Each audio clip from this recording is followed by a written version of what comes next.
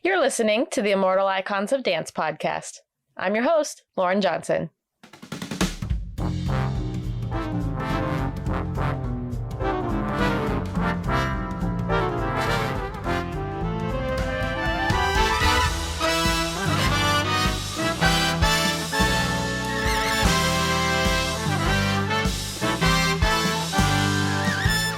In today's episode, we'll be learning about Jerome Robbins.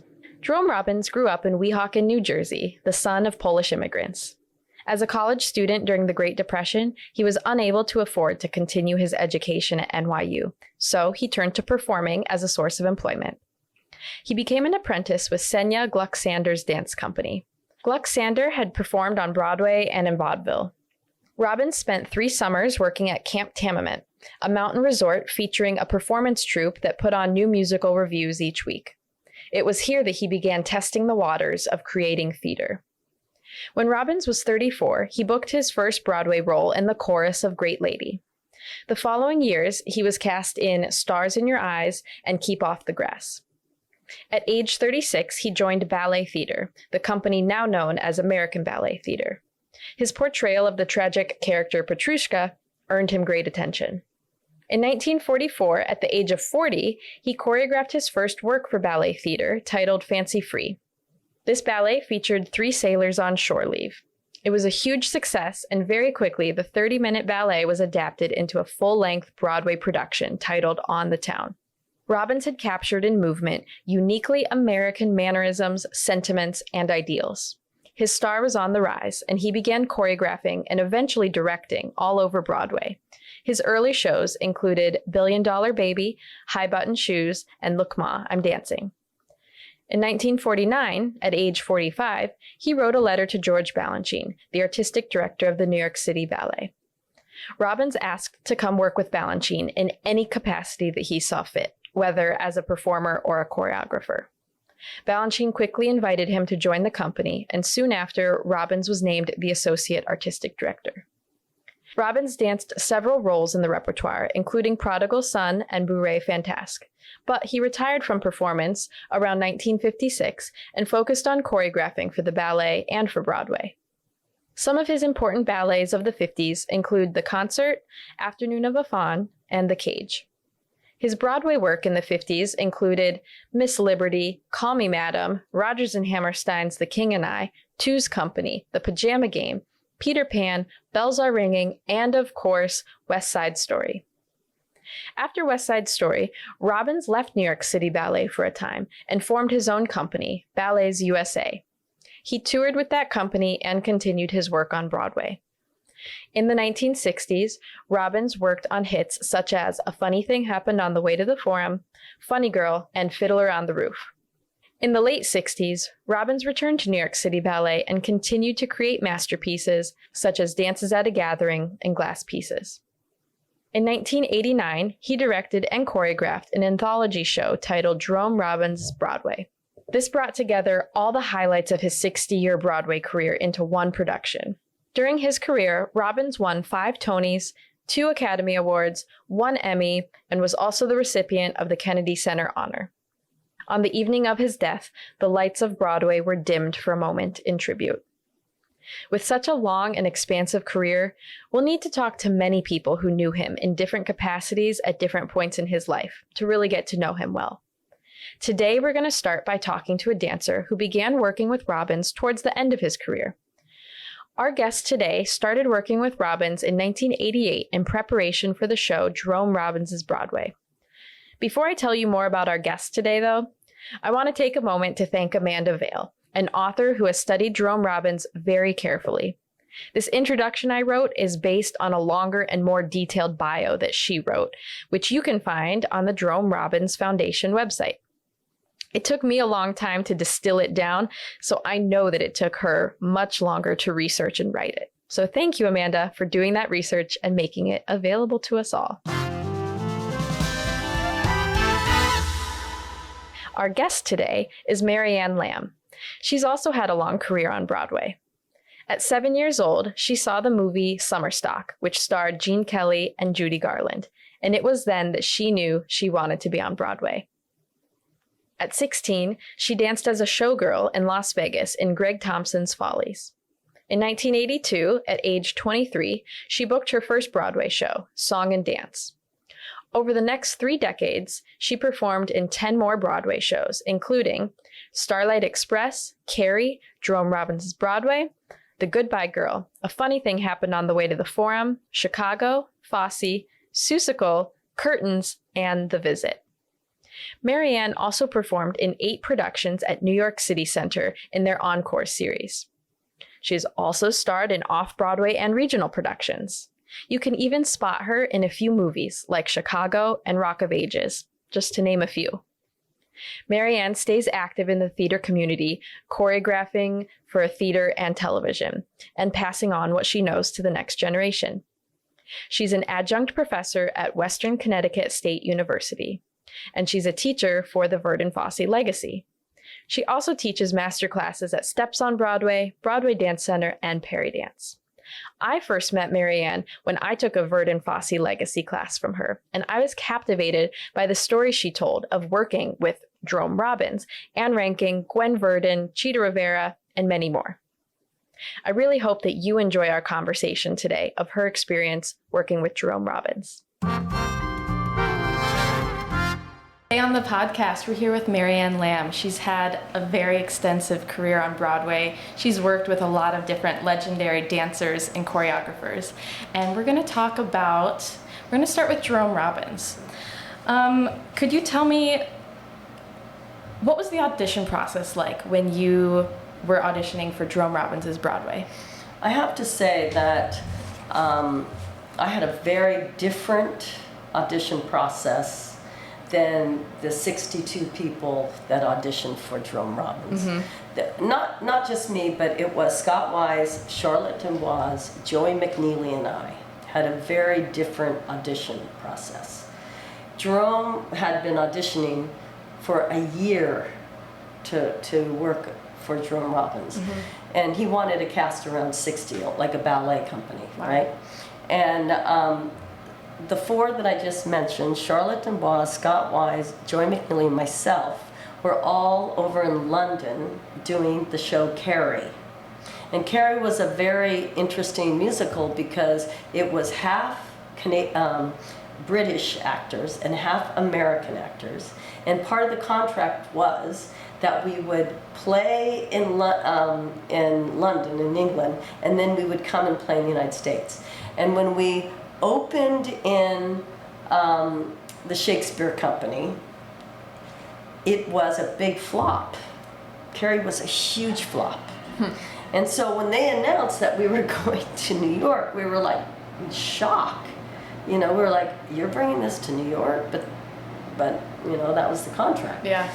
So we ran Carrie, which was one of the craziest shows I've ever did. And actually, we opened on a Thursday and we closed on a Sunday. So it was a very quick run. Uh-huh. And on that Thursday, before opening, I remember getting a call from my agent asking me on Monday morning if I could go in to audition for Jerome Robbins' Broadway. Mm-hmm. This was one of his last auditions. And I was like, yeah. Yeah. So the 4 of us, after we closed on Sunday night, were at 10 o'clock in, we went to 890 and we were auditioning for Jerome Robbins. And I'll never forget this because, we were very intense. I was very nervous and very intense and just wanted to please, mm-hmm. please, And he was going through the How combination. Old were you? Oh my goodness. I actually, what was it, 1988. So I'm in my, it was a perfect time for me to work with Jerome. I'm probably in my 28, okay. I'm thinking, 20, somewhere around there. Because I got married in Song and Dance, and then I did Starlight Express, then I did Carrie. This is right after that. Mm-hmm. So I must be 28, okay. 29. I'm thinking that somewhere around there, which was a great age to work with him, and I'll explain to that later. Mm-hmm. But we went in there, and it was really interesting. He was showing us these combinations, and we were learning the combinations. And then he said to me, he's like, okay, that's good. And I'm like, wait, I didn't do it. Like, I never full out did the combination. I just learned it from him. And I thought, oh my goodness, I must have not got it. And I was devastated because, you know, Charlotte was asked to stay later, and same with Scott Wise, and Joey. I don't remember what happened with Joey, but I was literally like, wait, I never did it. Like, we never performed it. So then I'm walking home, and my agent calls me and says, oh, you just booked Jerome Robbins Broadway, and he was wondering if you would do 3 months of pre-pro. Wow. And I was like, yes. Oh I was my like in gosh. shock. I'd never been in shock before. And of course, years later, being older, more experienced in the business, I realized that he didn't care except how I worked with him. He didn't care about me performing. He didn't expect me to look like opening night, even though he does when you're working with him. But all what he cared really about was how I was in the room. And that was a big lesson, because you realize as soon as you step in that door, you're auditioning. So how was he in the room during that 3-month rehearsal process? What was the atmosphere like? Well, one thing, the atmosphere, we did 3 months of pre-pro, 6 months of rehearsal, 3 months of what is it called before you open the show? Or Previews? Previews, and then we opened. So by the time you opened, it was almost a year. Wow. I mean, it's a long process. And I remember getting in there, and you never knew how you were cast, what you were doing every day. You would walk in, and he would just have you start dancing things.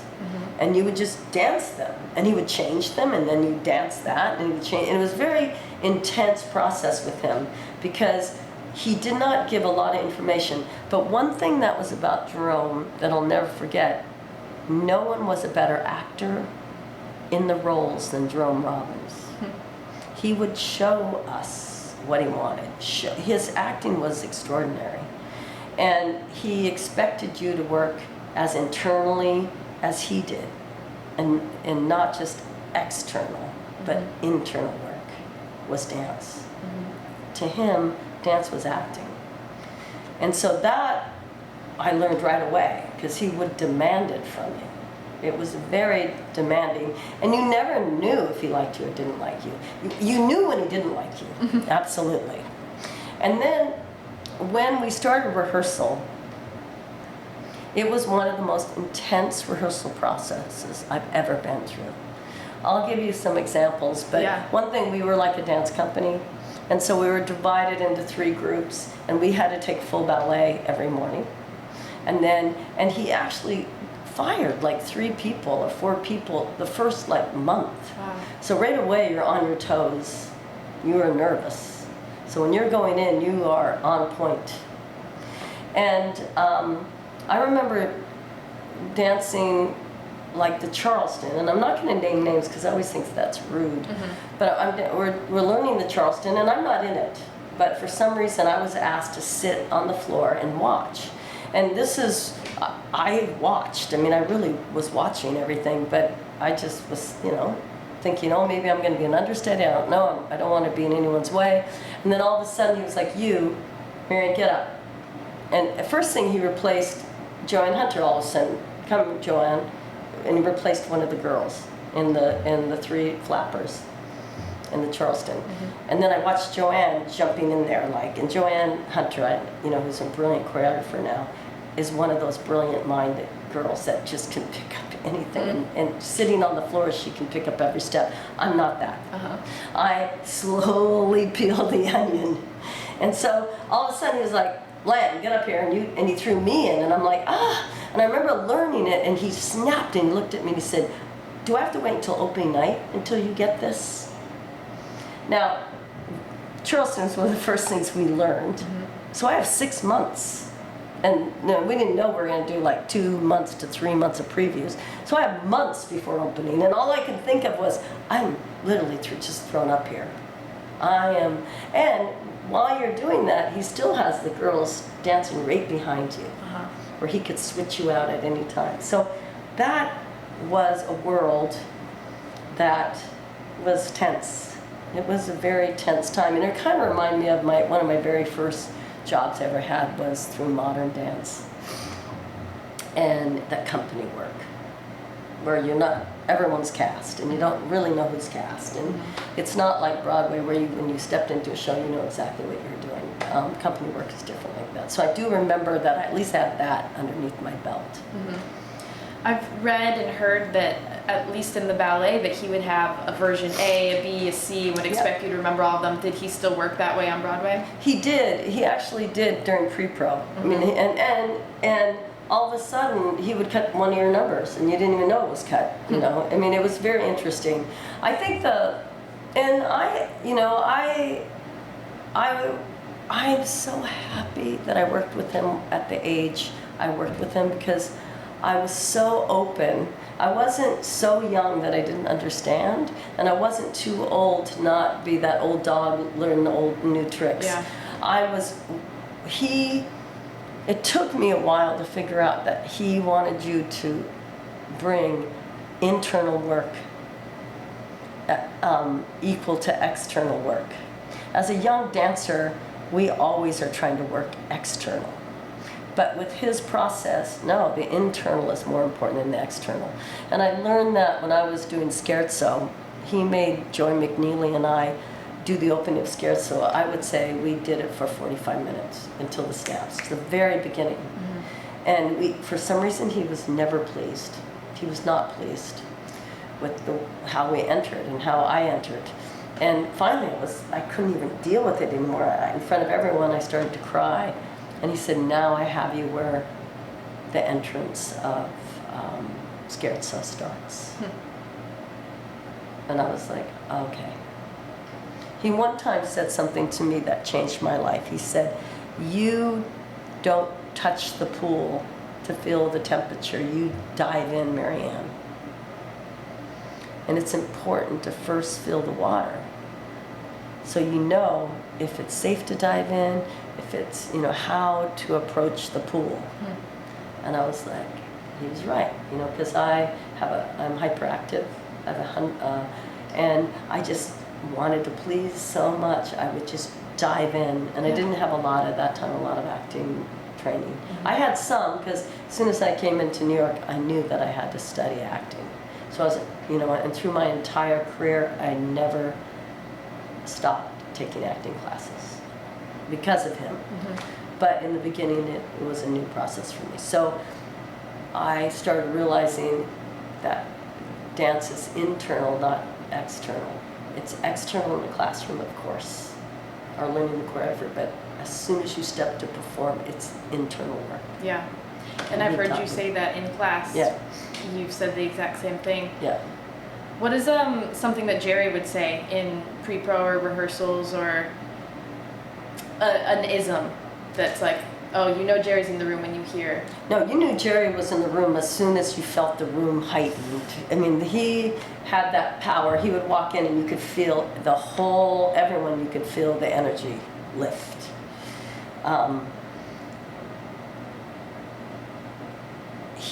The thing about Jerry is you never marked, ever. You never marked. You give Jerry 100%. And what was interesting about doing Jerome Robbins is that I was lucky because I also got to be in the room with him, not just with big dance numbers, but I got to have a gimmick, and I got to do the little acting scene with Faith Prince, Debbie, oh my goodness, I'll remember her name in just a minute, and Suzanne Fletcher, and Debbie Gibson. Oh, Debbie, she won the Tony for the show. I'll remember in just a minute. Okay. But there are three brilliant genius actresses. I mean, really powerhouse musical theater actresses, but also straight actresses and great talents. And I got to be in the room with him, developing and working with actors, and how he internally directed as a director, not just as a choreographer. So that was thrilling, and it changed the way I approached my work also. Did he ever compliment you? Is there one that stands out? No, I don't ever remember, but I knew he liked me because he put me in numbers, and you knew that. Unspoken compliments. Yeah, and the only time I remember Jerry giving me any kind of compliment is when I was at Barnes & Noble. I had a young baby years later. What show did I have, Connor? Oh, Funny Thing Happened the Way of the Forum. And Jerry saw everything. I mean, that's one thing. Jerry Robbins saw every show on Broadway and off Broadway and every ballet. He saw everything. And so even like when I thought, God, he didn't even know me when he cast me in Jerome Robbins, I realized, no, he probably saw the 4 shows before I got Robbins. You know, he saw everything. So I wasn't like a surprise to him. But one time I ran into him on the street, and I had left Jerome Robbins, and he said to me, I miss you in the show. And I said, I miss the show. That's all that was said. And the other thing is, I had a baby, and I was in Barnes & Noble on the floor, and someone came up and picked up my baby. And I looked up, and it was Jerry. And Jerry was playing with my son, Connor. And one thing that Jerome loved, he loved dogs and animals and children. He loved them. And I remember him just glowing when he was playing with Connor. And then he goes, you're very lucky, he said, and he handed my son. I mean, little things like that, you know, but he was tough. You know, like I told you, he made me cry. I cried several times with him. Yeah. You know, he was tough, but he changed me as an actress. What did you take from your experiences with him through your career as a performer and now as a teacher? 100% storytelling. When it comes to musical theater, your responsibility is move the story forward, period. That's 100%. And if you don't know your history before you step on that stage, you shouldn't be on the stage. And that's the part with Jerry was, you had to make up your own history. Even if you had one little part, we had to know who you are. We had to know every detail. And with Jerome Robbins, we played many parts. So the demand of researching all those shows to play, even if you never spoke, or if you're on number 16, he saw everybody. And what was amazing about working with Jerome, and I felt this when I got to play Anybody's, when he was doing some reconstruction with West Side, is that he knew every inch of West Side, every line. He knew what it meant, every note. And I always tell this story because I was having a hard time getting into Anybody's. And I kept on kind of playing masculine, you know, trying to play a guy. And he said, no, you don't have to do any of that. You know, and I remember he said, and I think he was trying to get me to understand Anybody's. And he said, Anybody's is me. I was a young gay boy, you know, growing up in New Jersey, and an outcast. And I'll never forget that because he could identify with every character in that show. You know, he knew the past, the history, you know, their entire life. And he said something that was really important. So I kept this throughout my entire career, is that even auditioning, the steps are not good enough. I never forget, he said, how do you feel a number? 1, 2, 3, 4, 5, 6, 7, 8. What does a 5 feel like? And you're like, yeah, I don't know. No one, that's an abstract thought. That's not going to help you, but you can feel music, and you can feel what you want and who you're dancing for and why you're out on that stage. And that's when, so even when I was wrong and I would make huge choices, I hate that word choices, I never made a choice. I always try to figure, because choices, we don't make choices in life. I'm not making a choice right now how I'm going to do this interview. But I know what I want when I'm doing the interview. I know how I want to come across. So, and I know what I want from you. So that is what I started figuring out. So when I would audition, I made I always thought, what do I want? How do I feel this music?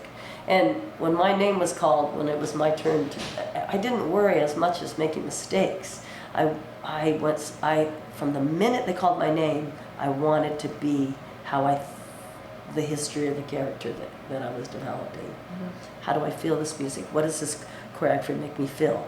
Because he said something so important to me, to all of us. It's our responsibility as a performer to pull yourself to someone else's lyrics, someone else's words, and someone else's steps, as honest as you can, in a situation that's make-believe. And you know what? Nothing's harder than that. Yeah. Be honest in someone else's work, someone else's words, someone else's lyrics. I mean, that's the challenge. And the audience, that's what they're paying for. And as soon as he said that, I was like, oh. And he said something else that I will never forget. He said, we dance every day.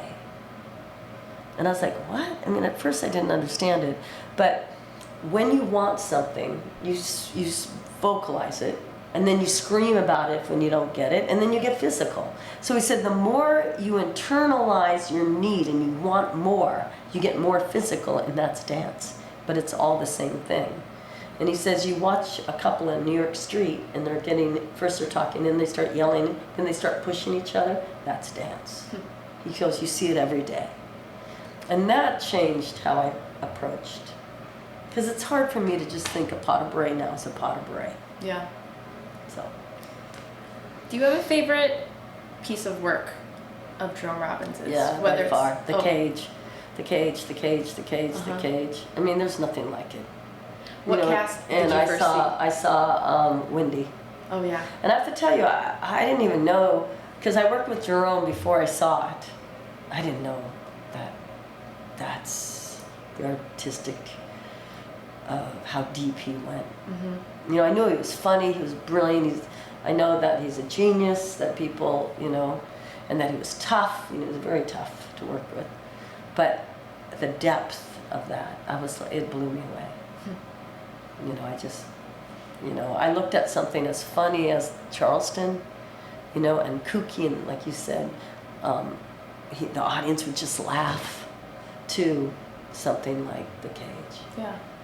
You're just like, whoa.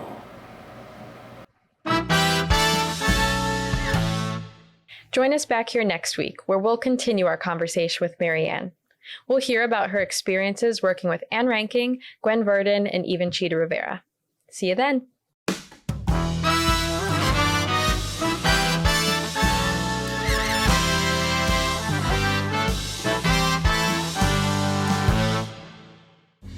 The Immortal Icons of Dance podcast is written, produced, and edited by me, Lauren Johnson. Our music is written by Shelby Rassler of Jenkins & Rassler. Technical support is generously provided by Libby Lessenhop.